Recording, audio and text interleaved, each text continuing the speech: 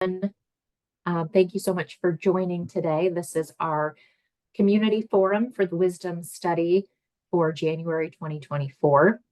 The format for today's session is that we really do want to hear from you. We want to hear your questions. We want you to be able to have the opportunity to ask questions of our guest speaker. We do ask, though, if you're not speaking, if you could please mute yourself so that we can hear the presenter. We are recording the meeting so that we can share it on our website for those who weren't able to join. And we'll also have a short survey at the end that we would appreciate your feedback on to see how you liked the forum, other topics you might be interested in. So please let us know how we're doing and what we can do next. So the mission of this forum is really to kind of bring together our wisdom study team of researchers and scientists and clinicians with the community, with the whether it's a breast cancer specific organization or just someone interested in women's health, to all come together to move toward equity and better outcomes in breast cancer for everyone. That's sort of our overarching mission in the wisdom study altogether. So we've been having these forums and hosting these forums for the past couple of years, once a month, the last Monday of every month. For those who are just joining us for the first time, your registration is going to continue through the future forums, so no need to re-register. You'll continue to get reminders for each of the monthly forums. So thank you for being here. We have all of our past webinars recorded and saved on our YouTube channel, so we'll be sure to share that with everyone. But we've had a whole host of different topics. You can see them listed here. Some around breast cancer in specific communities, as well as specific risk factors for breast cancer, also risk for breast cancer across a lifetime, and other topics around environmental exposures, diet, alcohol, etc. So a lot of good information in here, and we encourage you to check out those past forums. And if you have suggestions or want to revisit any of these, please let us know. We'd be happy to go through and provide updated information or just continue the dialogue in these topic areas as well. But for this month, we will be talking about exercise and breast cancer risk. There's a lot of interest in this topic, particularly as we start the new year and people setting new goals for themselves. So we are excited to have this as one of our topics to start the year off. And with that, I would like to introduce Dr. Lisa Cadmus-Bertram, who's an associate professor of kinesiology, I'm probably mispronouncing that, at the University of Wisconsin-Madison. She actually has worked with our team in the past, I'd say 10 years or so, as part of our Athena Breast Health Network across the University of California. So we're excited to bring her back into the loop and have her give us some information today and answer questions on exercise and breast cancer risk. And just to start, we have a few poll questions to get sort of some ideas generating and to get the audience sort of thinking about this. So the first question should pop up for you, but it's what are you hoping to learn most about today's forum? So the science behind how exercising is related to breast cancer risk, how I can maximize reducing my risk through exercise, or if there's another topic that you're hoping to learn about, please add it into the chat. So we'll give it a second for people to answer this question, and then we'll end the poll. And hopefully you see a little poll that's popped up on your screen. You can answer directly there, or feel free to put it in the chat too. Allison, I don't think it showed up on my end, but maybe others saw it. Oh, okay. Let's see. Okay, well, if you don't see it, you could put it in the chat. Sorry if you're not seeing it pop up. Okay, so I see several A's and B's. Let's see. One question about reducing recurrence. Oh, and people are saying the poll's not popping up. Okay, apologies for that. It looks like there's some technical difficulties. So if you do want to put it in the chat, I see a fair number of A's and B's. So science behind exercising, how I can maximize reducing my risk through exercise. Thank you for putting those in. reducing chemo fog, and sort of equaling A and B. Questions about strength, strength training and weightlifting if you have arthritis. Great. Okay, so lots of A's and B's in there and a couple of additional questions in here too. Excellent. Okay. Right, let's close that one. We'll go to the next one real quick. And then question 2 is, where are you at your exercise journey? A is just beginning. B, oh, here we go. Hopefully that's working now. I do some physical activity, but want to do more. And the last option, I do as much physical activity as I want or need to within my abilities. So hopefully that's working now for people to see it on the screen. We'll give it just about 10 or 15 more seconds, and then we'll end the poll and share the answers.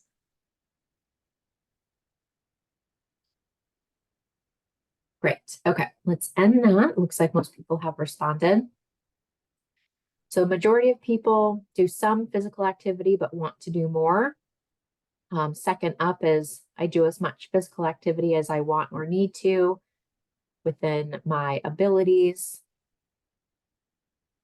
Let's see, Sarah, can you end the poll? And then we can see the results. There we go. Okay, and if you share the results.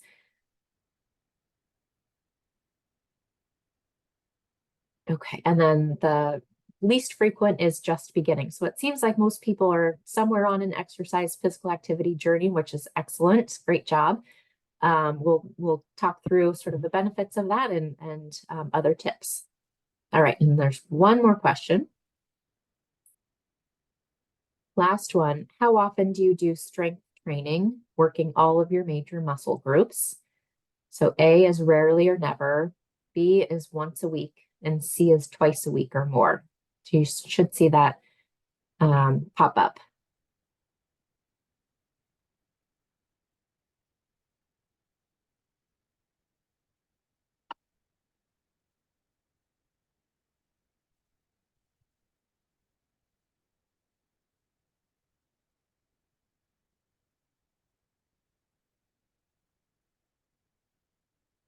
Okay, looks good. All right, let's end. So it looks like pretty evenly spread between rarely or never, once a week, and twice a week or more.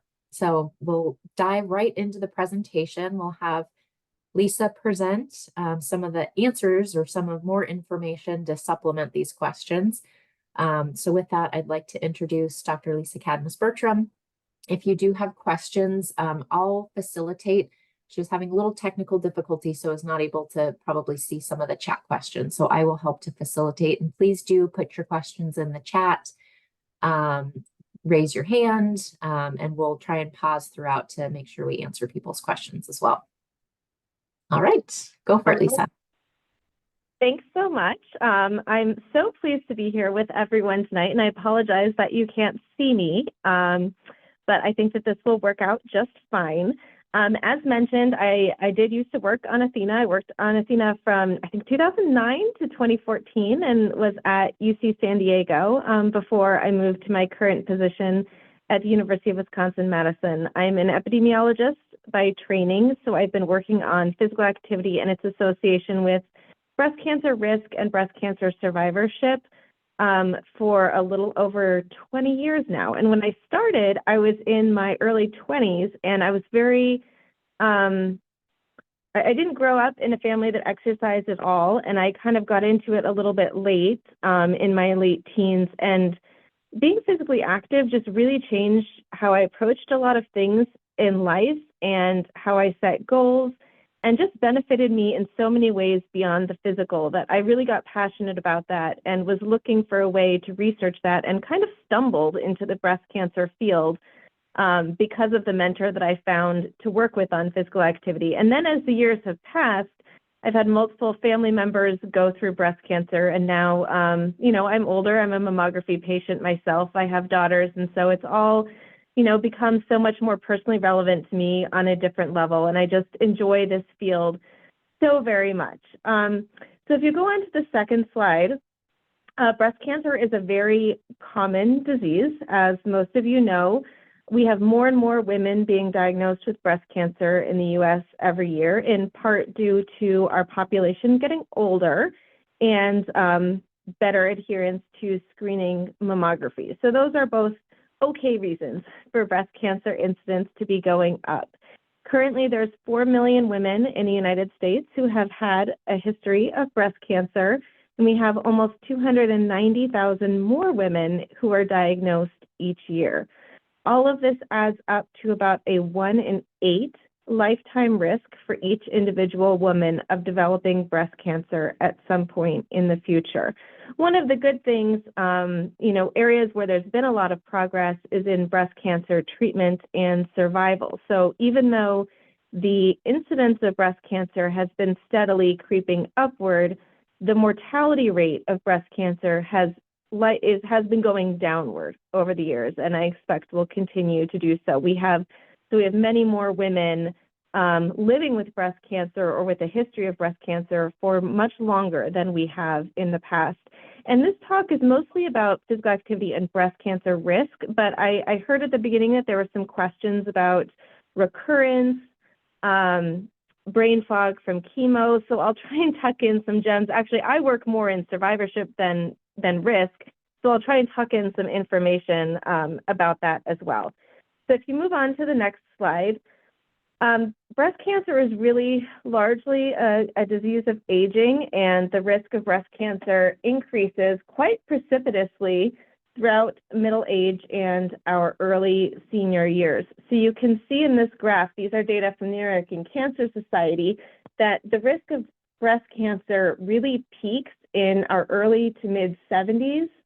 It varies by racial and ethnic groups. So breast cancer is most common in white women, followed by Black women. It is least common in women who are Asian or Pacific Islander.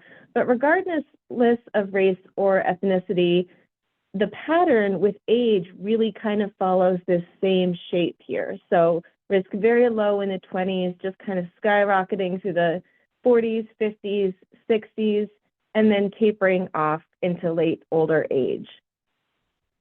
So when we think about, if you go on to the next slide, it's kind of our core question is physical activity associated with lower breast cancer risk, and how much lower? So that's the question that I'm going to get into on the next couple of slides.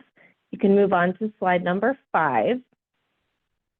Sometimes when we're looking at the association between physical activity and cancer, we might look at an individual study, which is kind of the simplest way to think about it, and can be difficult in the sense that every individual study has its own limitations and its own biases.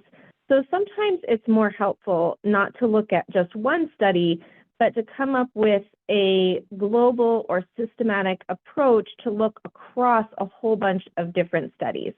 And that's what you're seeing here from this paper that was published last year.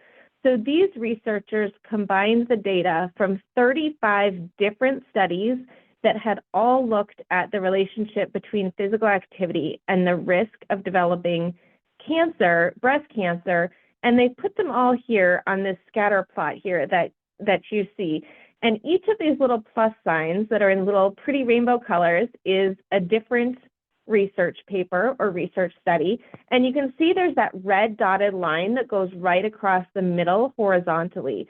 And all the studies that are above that line essentially are showing that in that study, physical activity was associated with an increased risk of physical activity, of breast cancer, and the studies below that line are reflecting a decreased risk. So you can even just eyeball this, and you can see that most studies are finding that physical activity is associated with a lower risk of breast cancer. And specifically what this study found was that the most active women, when we compare them to the least active women, have about a 10 or more % lower risk of breast cancer. Moderately active women also have a similar risk reduction in this analysis, and women who are low active, so those are women who are doing physical activity, but they're not doing the recommended amount of physical activity, still do have a significantly lower risk than the women who are doing no physical activity at all. So that's really important to understand, and it mirrors some of our other knowledge about how physical activity predicts other chronic diseases, and kind of reinforces that idea that more is always better than less, and some is better than nothing. So we'll move on to slide number 6. And here it shows a different way of looking at the data. So this is the same paper, and now they've combined the data from all 35 of these studies to kind of show what the risk curve looks like. So on essentially what you can see is as physical activity increases, breast cancer risk decreases and tends to sort of max out where you see that blue or purple line end. It's maxing out at about a 13–14% risk reduction versus women who are not doing any physical activity at all. So what we have here on the bottom is MET minutes per week, which is kind of a technical, it's a technical measurement of physical activity. It's a little bit different than straight minutes because it accounts for just not only the amount of time that you're spending active, but how intense the activity is. So it's a measure of the volume of physical activity that incorporates the duration or time spent in exercise, as well as the intensity or how vigorous that exercise is. So these data are similar to what's been found in the past. I'm going to go on to the next slide, slide 7, and show another paper that was published a little bit earlier that's a different way of looking at the same question and kind of includes another nuance that I think I thought might be interesting to a lot of people in this audience. And this paper is really doing the same kind of thing. So you can see there's all these different papers here with the names of the authors and the years that they were published. And on this graph, there's a vertical line down the center, and that reflects the middle. So no association between physical activity and breast cancer risk. And then there's a dot, a black dot with a horizontal black line for each study that shows the findings of that study. So at the very top here, you have a study that was highly significant because the dot is way off to the left and the black line is not crossing that center line. And then you can see that there's a range of findings in the study. So some of them are right in the middle, but overall, more of them are to the left, showing an overall risk reduction of 15% for women who are the most active compared to the least active. And these studies that you're seeing on this slide are specifically, here we're looking at women who have a body mass index of under 25 kilograms per meter squared. So this is what is considered the healthy range of body mass index. So we're seeing a pretty good risk reduction in this group. And then if we go to the next slide, here we have studies that have done this analysis on women with body mass indexes above 25. That's kind of the top 2/3 of the graph. And then the bottom third of the graph is studies that have looked at this question in women who have a body mass index of above 30. So for those who aren't familiar, a body mass index of 25 to 30 is typically considered overweight. 30 and above is considered obese. So the question here is really trying to disentangle whether physical activity's impact on risk reduction is the same regardless of body size, or maybe whether it has a stronger association with reducing breast cancer risk for some categories of body mass index than others. And indeed, that does seem to be the case. So for women who have body mass indexes over 25, there's a 13% lower risk of breast cancer in that group in their most active versus least active participants. And then when we're looking just at women who have a body mass index at or above 30, there's a 7% lower risk for the most active women versus the least active women. So what we know is that physical activity is important for breast cancer risk reduction, in all women, and especially for women who are in those lower body mass mass categories. Lisa, can I interrupt for just a second? Of course. I don't know if you'll touch on this, but I know body mass index, there's sort of debate on how helpful that information is, or is it really capturing someone's body composition? I don't know if you'll touch on this or if there's any comment you have now. I do have a comment on this. I'm not going to touch on body size again. This is actually my only slides on it. So I think that that's a very valid concern. And the concern is that body mass index is a measure of essentially how heavy you are for how tall you are. But the problem is that people can be heavy in lots of different ways. So for example, some people tend to be more muscular than other people, and muscle weighs a lot more than fat does. So they tend to have a higher body mass index, even though, you know, they might be like the exact same dress size and height as somebody else, just because they're more compact and have a lot more muscle. Also, even among people with the same body composition, that is the same percent body fat, it really matters how the body fat is distributed. So as women, we tend to carry some of our weight, you know, on our hips and our thighs. And what we know is that that body fat is not very metabolically active, and it doesn't tend to contribute a lot to our chronic disease risk. By contrast, some people tend to put on weight in and around their abdominal organs. And so that's what we call visceral fat, where it's really nestled in and around, like under your abdominal muscles, it's in and around your organs. And that is much more metabolically active fat. It's more harmful fat. So those are some of the pitfalls with body mass index. So you might be asking, why are we still talking about it? Why are we still using it? The reason is really that in these large studies, it's often not feasible to do like body scans or other more accurate ways of quantifying the amount and the distribution of a person's body fat. So this is, BMI is, if you think about it, it's kind of a shortcut. And it has given us a lot of helpful information about populations, and it is much more helpful on a group level, much less helpful on an individual level. So all of the— Hey, Lisa, this is Laura Esterman calling in. Oh, hi. How do you think the GLP-1s and, you know, all the new weight loss drugs are going to affect this? Because a lot of people will probably start using those that will help them get into closer to that 25 to 30 BMI, where exercise makes more of a difference when it, you know, because it's harder to exercise more when you're really overweight. So as you lower your weight, you'll be able to do more. I think that's really going to be a game changer in how people think about their health.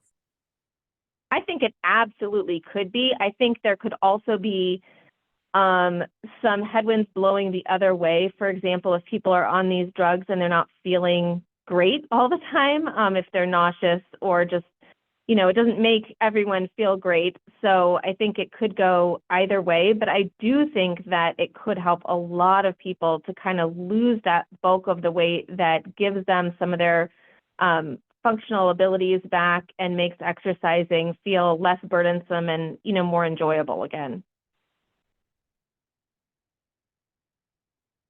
Okay, so I'll go on to slide number 9, which talks about genetics. So I wanted to share a recent study that uses a little bit of a different approach to understanding the relationship between physical activity and breast cancer risk.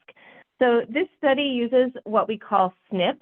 So if you go to slide 10, a SNP is a single nucleotide polymorphism, abbreviated SNP. And it's a difference in just a single nucleotide or a single building block. So what they've highlighted here is a string of nucleotides. That's what the letters are. And a SNP is just showing that in these 3 people, there's variation in that one nucleotide at that point in the sequence. So SNPs are a normal part of our DNA. They occur about 1 in every 1,000 nucleotides. So we all have, you know, a handful, like 4 or 5 million SNPs. And there's been over 600 million SNPs that have been identified by researchers. So one of the things that researchers are interested in is identifying these SNPs and then trying to figure out what they might be associated with. So that's kind of the background for this next slide, slide 11. And in this paper, which came out in 2022, data were analyzed from over 90,000 participants who had given samples to the UK Biobank, and they had also wore an accelerometer. So that's kind of like a research grade Fitbit to measure their physical activity. So with the researchers, this initial part is not about breast cancer at all. So these researchers basically were just looking in this giant data set that had both DNA and physical activity, trying to ask that question, are there SNPs that are associated with physical activity? And they found that indeed there were 5 SNPs that predict total physical activity, 1 that predicted vigorous physical activity, and 1 that predicted sedentary time. So it's the idea that we might be genetically driven towards more or less physical activity, which is a really interesting notion if you think about it. So going on to slide 12, the second part of this study is that the researchers took a bunch of data from other studies through the Breast Cancer Association Consortium to then analyze it to learn whether these particular SNPs that had been identified in the UK Biobank were associated with breast cancer.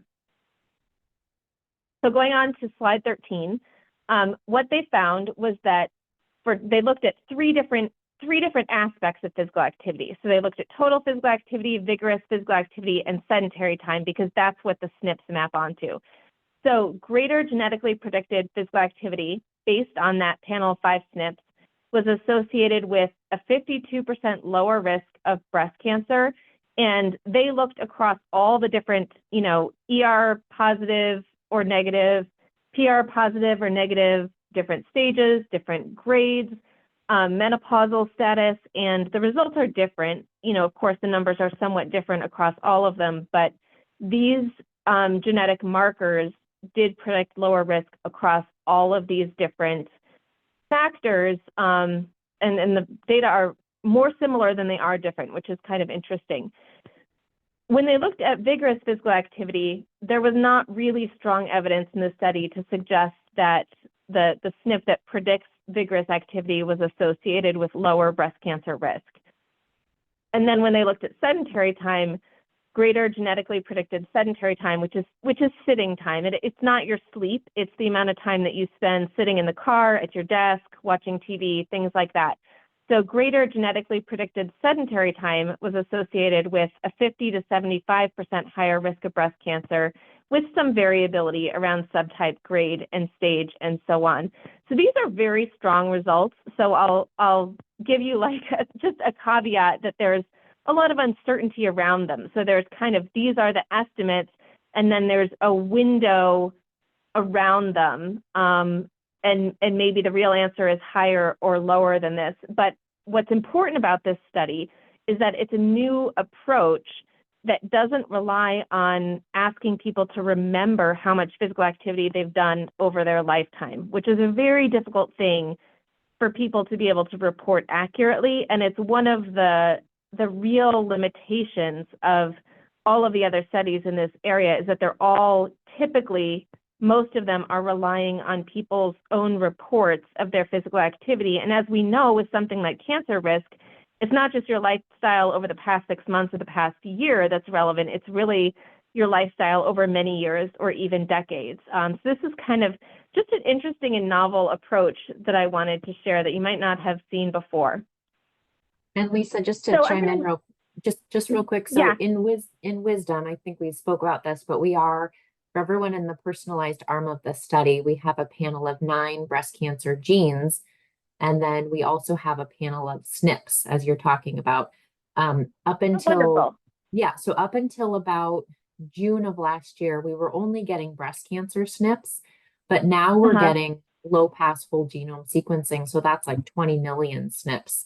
So I'd be curious to see if those 5 exercise SNPs are in our new low pass data set. And this is something we could look at in the wisdom study as well. Oh, yeah. I'll send the paper. And I would be super fascinated to know if those are in there. It would be really nice to be able to, because these are such strong results. I think like that's why I'm saying I always take the results of one study with a grain of salt, especially if it has very strong results. And I'd love to just see that same analysis done in wisdom or another data set to see if the results come out as strong as the ones in this paper did. Okay, I'll move ahead to slide 14 and just kind of cover this basic question of why. Why is exercise associated with lower breast cancer risk? And moving on to slide 15, there's essentially 4 reasons. I'm not going to go into detail, but these are the 4. So first, when you engage in physical activity and have an active lifestyle with regular exercise, that's going to lower sex hormones and like estrogen and growth factors. And so that can play into the risk of developing breast cancer, as I'm sure you're aware. Number 2, exercise helps prevent insulin resistance or high levels of insulin in the blood. Number 3, exercise reduces inflammation, which is relevant to multiple different types of cancer. And number 4, it improves the functioning of the immune system. So these are 4 factors potentially relevant to why physical activity has these associations with lower risk of breast cancer. All right, I'm going to switch gears a little bit and talk about kind of like what types of activity are best, how to track your activity, and those types of questions. So going on to slide 17, I know there's a lot of interest. People always ask for detailed information about what type of activity is best. Should we be doing cardio? What about the work that we do in our houses, our homes, and our yards? Here in Wisconsin, we get a lot of exercise shoveling snow, not so relevant in most parts of California. Our strength training, biking, swimming, all of these different things, which ones should we do? And unfortunately, a lot of the epidemiology studies don't really specifically answer this question. And the reason is that they're often trying to quantify like getting an overall amount of physical activity either across the entire lifetime up until when the study is conducted, or like in chunks, so like premenopausal versus postmenopausal, or prior to a cancer diagnosis versus after, or something like that. And it's just not possible to get good quality data by asking people to remember specific types of exercise that they did over periods of years or decades. It's just one of those things where human beings can't really report it. Now, it is true that now that we have a lot of people wearing Apple Watches and Fitbits, where they're recording more detail about their physical activity over a longer period of time, maybe we'll be able to answer some of these questions, at least as it deals with, you know, the length of exercise or the intensity of exercise. But in terms of the type of exercise, I really only have one piece of guidance, and that is that the best type of exercise is the type of exercise that you enjoy, because sticking with it is more important than anything else. So I really encourage people to get creative and think about what they enjoy about exercise. If you're a social person, then maybe finding a type of exercise that you can do with a friend or a neighbor or a partner or a family member is the thing that's going to work for you best, and really trying to focus on what are the types of exercise that bring you some joy and that you look forward to doing, and allowing yourself, for the most part, to avoid the types of exercise that you just dread, because there's so many options out there that it doesn't need to be a burden. Moving on to slide 18, how much do we need to do for good health? So it's so important. I mean, even though we have a 1 in 8 chance of developing breast cancer, our chance of passing away from breast cancer is much smaller than our chance of passing away from something else. right? And we know that physical activity is so important for reducing our risk of many different chronic diseases, including cardiovascular disease and diabetes. So the amount of physical activity that is prescribed for Americans is a combination of aerobic and strengthening exercise. So aerobic exercise is any type of cardio. It's the exercise that gets your heart beating fast, gets you sweating, gets you breathing heavily. And the recommendation is to do 150 minutes a week of moderate intensity exercise or 75 minutes a week of vigorous intensity aerobic exercise. So this could be walking, it could be jogging, swimming, using an elliptical machine, doing exercise videos at home. Moderate intensity exercise is the kind of exercise where your heart is beating faster, you're breathing faster, you can still talk, but you wouldn't be able to sing a song. Vigorous intensity exercise is the type of exercise where it's really intense. If I asked you a question, you could respond with a few words, but you're not going to be able to sustain a back and forth conversation with me the whole time while you're exercising. So that's kind of a rule of thumb that we use to help people differentiate what does moderate mean and what does vigorous mean. So what's moderate and what's vigorous is different for each person because some people have higher levels of fitness than other people, but these rules of thumb kind of help standardize that in terms of how hard it is for you is what's important in determining whether it's moderate or vigorous intensity exercise. Strengthening, I know there's a lot of interest in strength training and what is the evidence around strength training and breast cancer risk. And we really don't know that at all. But what we do know is that strengthening exercise is incredibly important, especially for women, especially as we age, because we tend to lose muscle mass over time. Even if we're engaging in aerobic exercise, really strength training is one of those use it or lose it situations.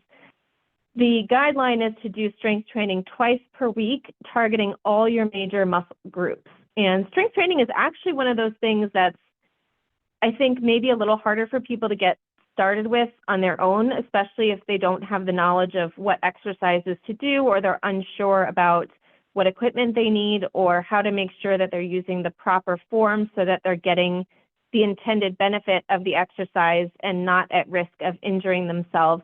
But it really is something that you can do at home with low cost, easy to access equipment like hand weights, like the ones that you see here in the photo, or those big elastic resistance bands are also very cost effective and can be used to do a variety of different exercises. Lots of strength training that can also be done with body weight. So strengthening is an area that is not always included in every study, and I think that we're going to see that changing. There's more and more awareness of how important strength training is. It's very, there's not a lot of people that actually meet this guideline. So about 20% of Americans meet the overall physical activity guideline, including the aerobic part and the strengthening part. So there's just not a lot of people that are actually doing a sufficient amount of strength training, but I would really encourage it in general because it's so important for protecting our ability to do all the things that we love and to maintain our range of motion and, our ability to take care of ourselves throughout our entire lifespan. And Lisa, there's a question in the chat. Where does yoga fit in? Would it be considered aerobic, strengthening? That's a great question. So, aside from specific types of yoga like power flow that tends to be faster, that might be considered cardio. Most yoga I would consider to be strength training. Possibly if you're doing a very gentle type of yoga where you're not really feeling it's, you're not really, holding poses in a way where you're feeling that burn in your muscle, then maybe I would consider it more similar to stretching, but not really fitting into the category either of strength training or cardio. But generally, I would put it in strength training. And yoga, absolutely fantastic way to exercise.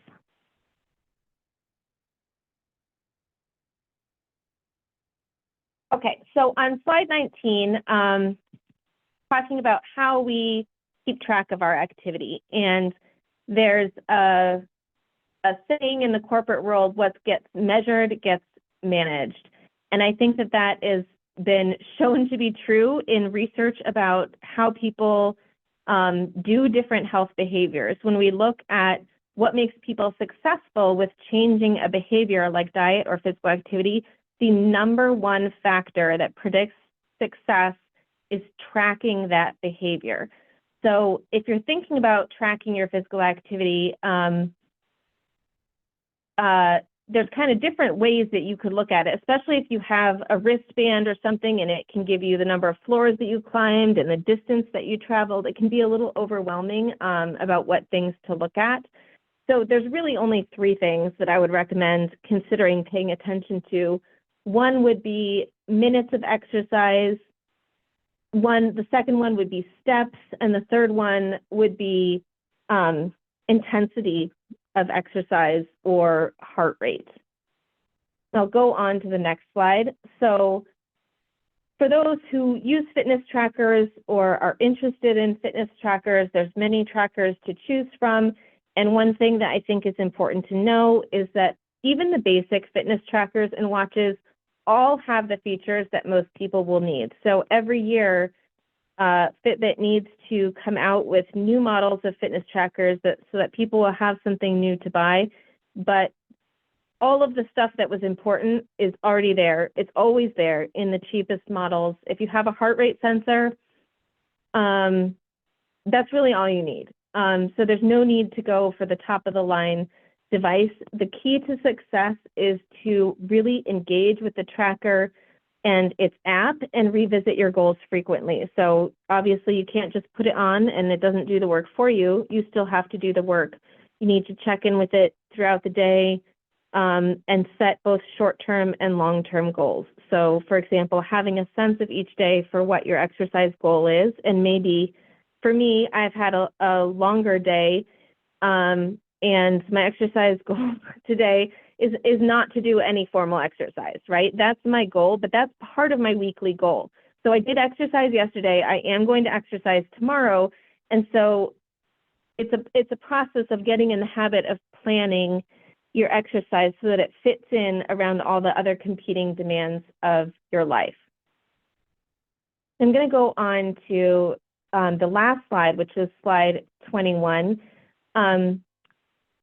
So fitness trackers do get a lot of attention, and they are a good way for many people. They're not the only way or necessarily the best way. So lots of other methods can work well too. So you can use a notebook to write things down.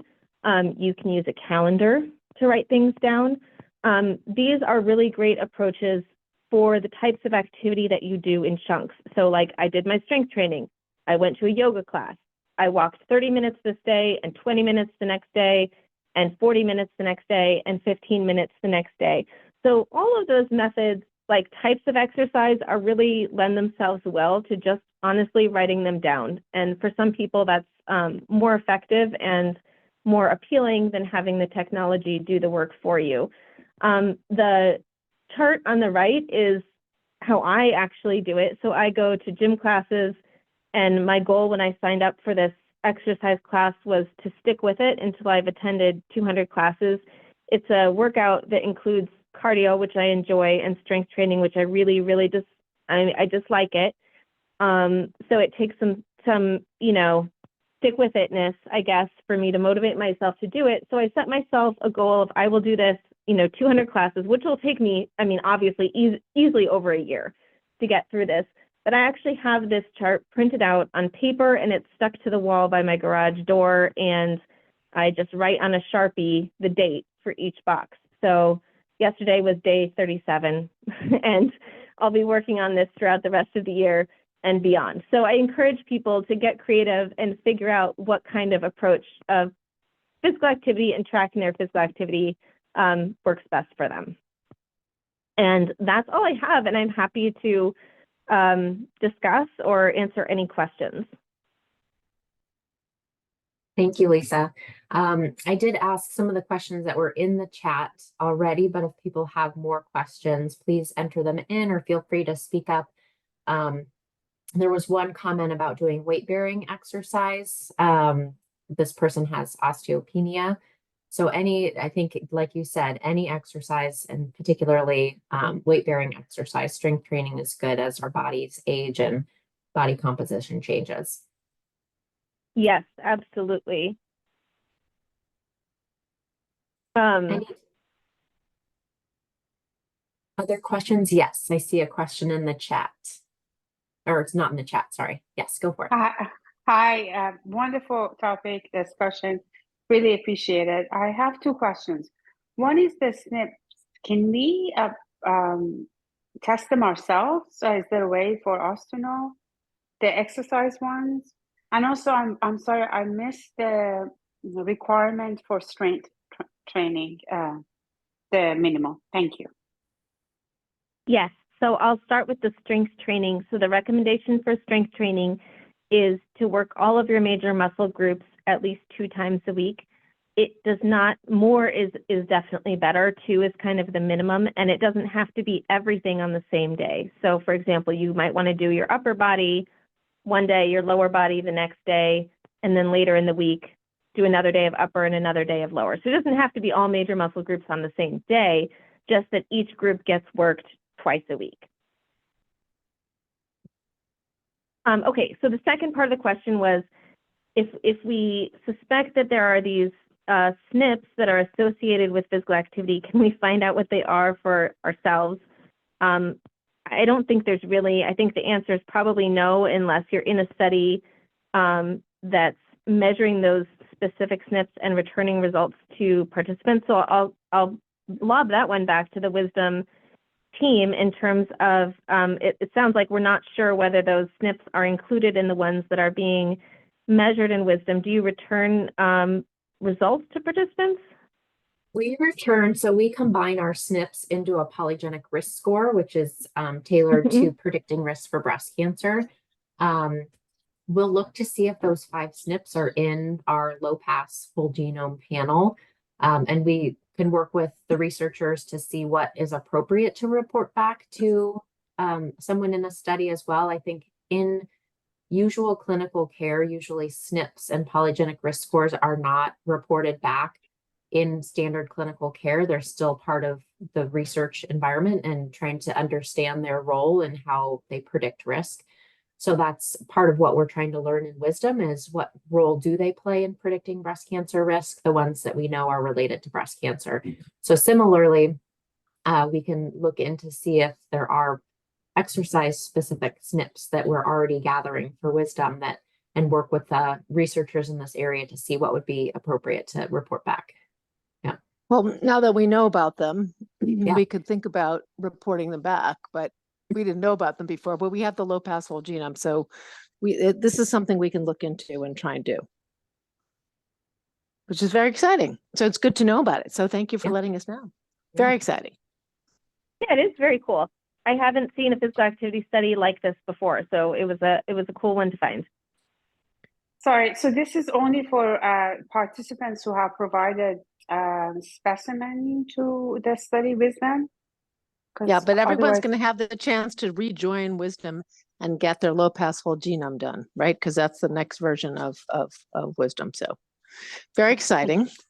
So we just, as a clarification, we did up until now, or up until about last summer, we were just collecting breast cancer specific SNPs. And starting last summer, we started to collect a larger panel of SNPs, and hopefully these 5 exercise genes will be in there so that we can start to look at those as well.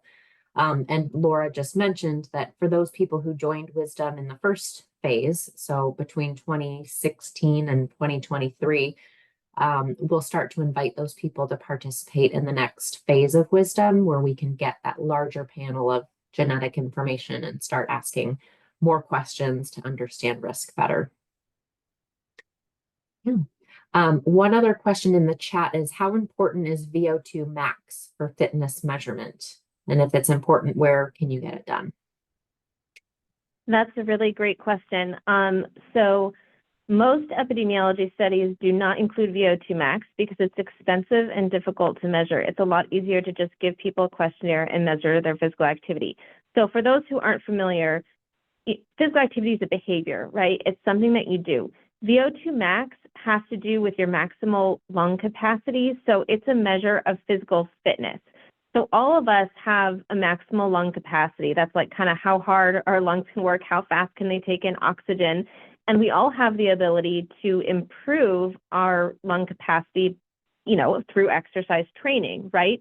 And at the same time, there's a lot of individual difference in the sense that two people might go on the same training program and one person has a greater exercise training effect, meaning that their VO2 max improves faster or more than the other person because we're all individuals, and so it's not the same for everybody. What we know about epidemiology studies that use VO2 max instead of physical activity, the behavior, is that VO2 max tends to predict health outcomes even more strongly than the behavior, which I think makes sense because it's kind of a hard measurement that we can do in the lab, whereas with physical activity, we're usually like asking people about their past behavior.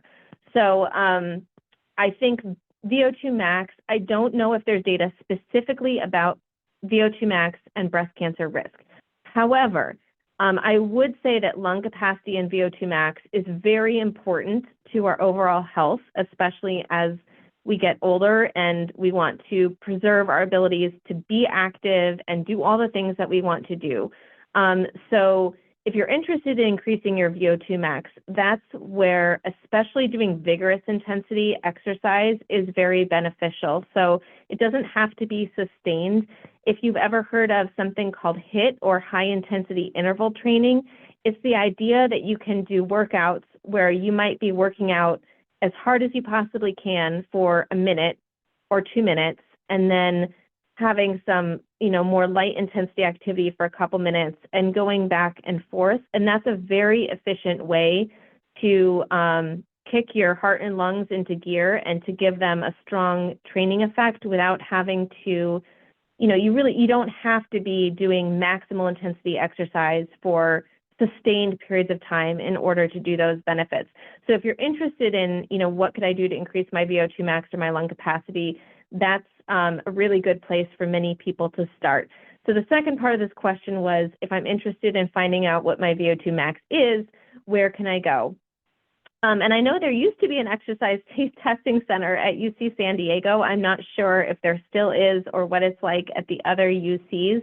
You might need to look around in the community, or even like gyms or fitness centers sometimes will have the ability to test VO2 max. It's kind of an intense process. So they have to put like an actual mask on you where like a plastic piece goes in your mouth and there's a tube so that they can measure all of the air and the gas coming in and out of your mouth. And then you work out on a treadmill or on a stationary bicycle, and the intensity of the workout just increases every minute or few minutes. It gets harder and harder and harder and harder and harder until you finally say, no more, I can't do any more. And that's where the measurement of VO2 max comes from. That's how we find out how hard a person's heart and lungs are capable of working. Great. Thank you, Lisa. We're coming up on the 5 o'clock hour here in the Pacific time zone. Any last questions? And if you do have one, put it in the chat or feel free to speak up. And just noting as well, in the chat, there's a link to an evaluation survey. So please fill that out. Let us know how you liked the forum and other topics you're interested in hearing about. So one more call for questions and then we'll wrap up. Well, I would say I think it would be a very cool study. I don't know, Kathy, if you want to do it, but we could start thinking about how we could be measuring SNPs and that predispose for exercise or not, and see if we can overcome it by giving people information about how it affects their, their breast cancer risk.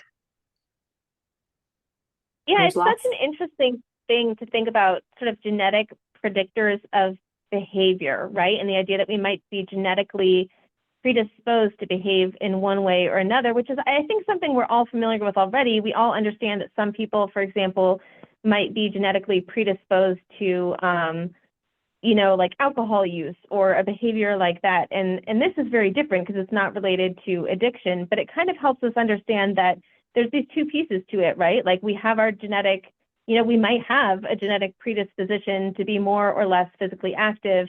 And then there's all of the parts that we get to choose, how we plan and how we decide to live our lives. Yeah, I think it'd be a really interesting thing. So you can work with us on it if you want. Super. And I bet think everyone would be really interested in that and knowing how, if you are predisposed not to do it, that you might need a little bit more help.